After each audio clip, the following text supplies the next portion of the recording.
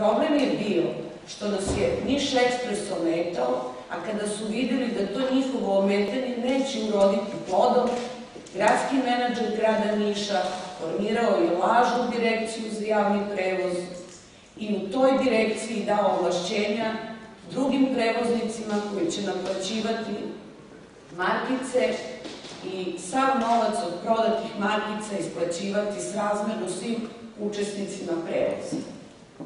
Prvog meseca su mi dali veritimu jedan deo novca. Kada su videli da ja sa tim podmirujem obaveze leasing rata, da ću podmiriti radnike i da ću nastaviti sa radom, sledećeg meseca ja ne dobijam zarađeni novac koji pripada mom preduzeću.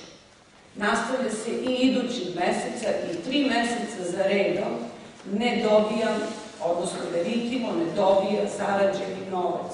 Sasvim dovoljno da vam banke u međuvremenu oduzmu vozila zbog kašnjenja sa plaćanjem leasing rata, a onda ta ista vozila odlaze u Niš Ekspres i završavaju u firmama onih koji su zadržali zarađeni veritimov novac. Žalila sam se svima. Nije bilo nikakvog rezultata. Na kraju je Skupština grada formirala anketni odbor. Na anketnom odboru se tek tada ustanovilo da ta direkcija za koju sam ja dobila papir zvaničan iz Skupštine grada sa pečatom i potpisom gradskog menadžera zapravo ne postoji, da je ona lažna, da se tokovi novca ne znaju, da niko nije odgovoran za takozvanu lažno formiranu direkciju. Bez vozila, bez sredstava, sa saznanjem da ste uradili sve što je bilo u vašoj moći da zaradite novac, zaštitite radnike, zaštitite imovinu, ostaje samo sa papirima koje preduzeće poseduje. Podneta je krivična prijava protiv gradskog menadžera. Bila su od strane policije više puta tražena dokumenta. Došlo se do situacije da je osoba koja je imala predmet u tužilaštvu meni lično saopštilo da je on pronašao gde je novac i da zapravo veritimu se druguje mnogo veća količina novca i da ukoliko imam još neki dokument donese, da bi moglo još bolje da se ta nadoknada ili ta nepravda ispravi. Posle jednog veštačenja ja odnosim papir tom istom tužiocu ili istražnom sudiji kao još jedan dokaz da bi mi on rekao: znate, ja više ne radim vaš slučaj, ja sam zbog vaše firme i veritima smenjen i sada radim drugi posao.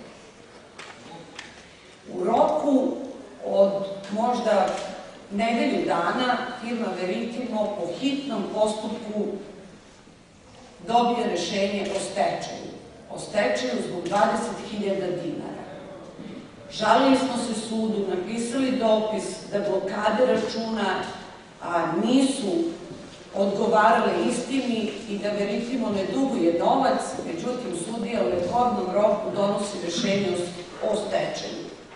Već na prvom ročištu biva vrlo čudna stvar gde poverioci donose dokumente da bi dokazali potraživanja.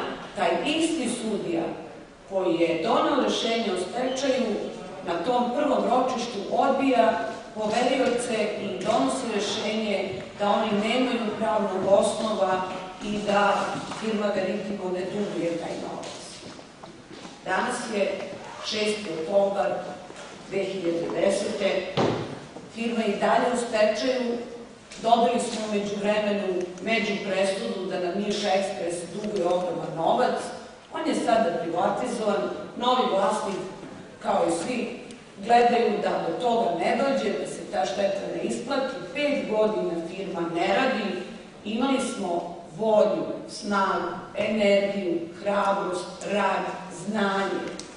I stvorili smo nešto unutar naše firme, svi zajedno, i radnici i ja kao vlasnik, što smo želeli da prenesemo i na druge, da i u Srbiji može da se stvori i doživi američki san.